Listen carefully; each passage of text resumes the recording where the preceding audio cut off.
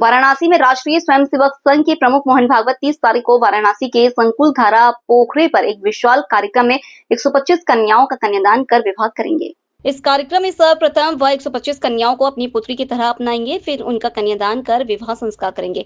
भविष्य में अपने परिवार की पुत्री की तरह उनका हालचाल और ख्याल रखा जाएगा। ऐसा पहली बार हो रहा है। संकुल धारा पोखरा का वर्णन पुराणों में है। काशी के एक प्रमुख तीर्थ स्थलों में शुमार है। एक तरफ जहाँ सरकार बेटी बचाओ बेटी पढ़ाओ का मिशन लेकर चल रही है, अब बेटी बचाओ बेटी पढ़ाओ और बेटी सहजों का मिशन साकार होने जा रहा है। आखिर उनका क्या प्रोग्राम है और क्या तैयारियां हैं, क्या कहना चाहते हैं? संघ प्रमुख और संघ का एक दृष्टि हमेशा रहता है कि समाज का जो सामर्थ्यवान वर्ग है उसका दायित्व उसके लिए जो सामर्थ्यवान नहीं है, इसका प्रबोधन बार बार करते रहते थे। हमने जब परिवार में अपने बच्चों की शादी की, कन्यादान लेकर के आए।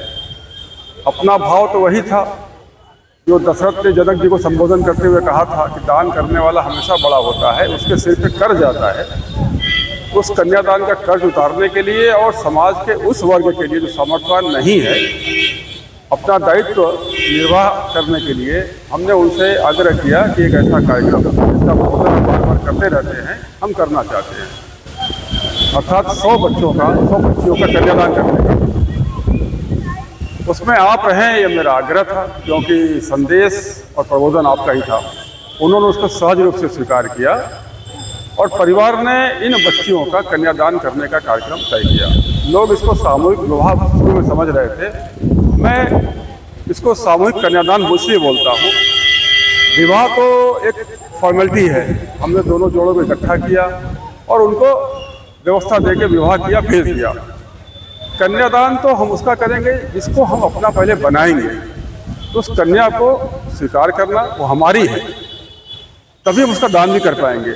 ये भाव आने के बाद जब हम दान करते हैं तो उस कन्या की चिंता ठीक वैसे ही करेंगे जैसे हम अपने घर में जन्म लिए कन्या की करते हैं। उस पूरे भाव के साथ ये कार्यक्रम आयोजन हो रहा है। प्रशासन का कुल मिला के लायन आदर के नाते भी और थोड़ी जो अव्यवस्था थी उसको ठीक करने के लिए प्रशासन का पूरा सहयोग यहाँ प्राप्त है।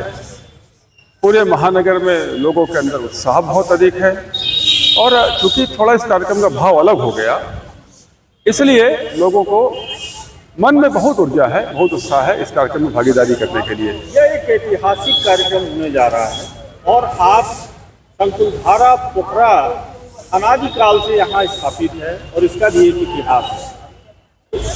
कन्यादान का जो कार्यक्रम हो रहा है, कन्याओं को जो अपनाने का कार्यक्रम इस संकुल धारा पोखरे के तट पे हो रहा है, ये अपने आप में एक बहुत पवित्र है। आखिर इसकी ऐतिहासिकता पे आप क्या कहें? देखिए, संकुल धारा तो तालाब है, इसकी ऐतिहासिकता के बारे में तो पुराणों में भी वर्णन है। इसके अलावा साथ साथ यहाँ पे द्वारिकाधीश मंदिर का परिसर भी है। आप ये भी जानते होंगे काशी में चारों धाम अर्थात चारों तीर्थ यहाँ मौजूद है, उसमें से एक प्रमुख तीर्थ द्वारकाधीश यहाँ पे है। बात केवल इतनी ही नहीं है, तो आप देखेंगे कि यहाँ पे एक जैसे दक्षिण मार्ग और वाम मार्ग 2 प्रकार की साधना होती है। तो यह लगभग 1000 साल पहले इसका जिक्र आता है कि ये वाम मार्ग की साधना का बहुत बड़ा केंद्र हुआ करता था, जो अभी पीछे कुछ 100 वर्षों तक था। तो ये बहुत ही ओजस्वी ऊर्जावान ये क्षेत्र रहा ही है।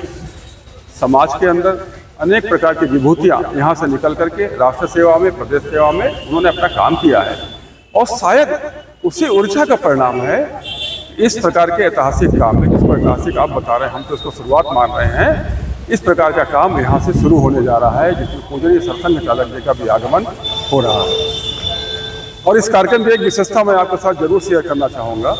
जैसे मैंने आपसे अभी बताया कि कन्या को पहले अपनाना तब उसका दान करना, यह भी संबोधन, यह भी संदेश होने वाला है कि जिस कन्या को आपने कन्या मान करके दान किया है, उसको केवल कन्यादान के बाद छोड़ न दें, तो उसका आगे भी जैसे अपनी कन्या का हाल चाल लेते हैं उसका भी हाल चाल लेते रहें। यह एक बात है।